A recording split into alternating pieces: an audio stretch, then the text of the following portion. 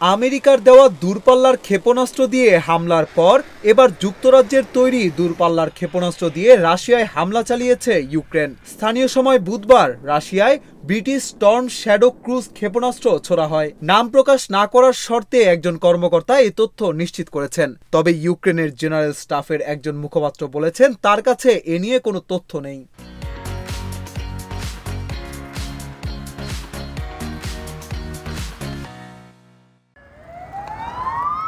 Moscow বলেছে সীমান্ত থেকে দূরে রাশিয়ার ভূখণ্ডে আঘাত হানতে পশ্চিমা অস্ত্রের ব্যবহার সংঘাত আরও বাড়াবে। আর কিয়েভ বলছে রাশিয়ান ঘাঁটিতে আঘাত করে আত্মরক্ষা করার ক্ষমতা প্রয়োজন, যা এই সপ্তাহে যুদ্ধের 1000তম দিনে তারা অর্জন করেছে।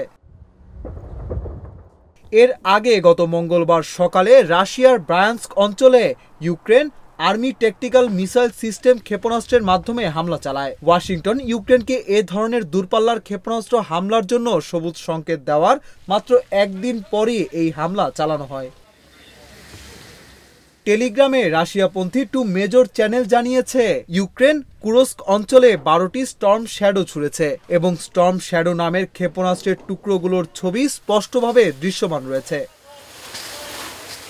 ব্রিটিশ প্রধানমন্ত্রী কেয়ার স্টারমারের একজন মুখপাত্র এ ব্যাপারে মন্তব্য করতে রাজি হননি। যুক্তরাজ্য এর আগে ইউক্রেনকে নিজেদের ভূখণ্ডের 250 কিলোমিটারের বেশি পরিসরে স্টর্ম শ্যাডো ব্যবহারের অনুমতি দিয়েছিল। ইউক্রেনের ক্ষেপণাস্ত্র ব্যবহার নিয়ে উত্তেজনা বেড়ে যাওয়ায় মার্কিন যুক্তরাষ্ট্র বুধবার সতর্কতা হিসেবে কিয়েভে নিজেদের দেশের দূতাবাস বন্ধ করে দিয়েছে। বুধবার পেন্টাগন ইউক্রেনের জন্য $275 মিলিয়ন সামরিক সহায়তা ঘোষণা করে। এর মধ্যে ATACMS রকেট সিস্টেমের জন্য আরও গোলাবারুদ অন্তর্ভুক্ত রয়েছে।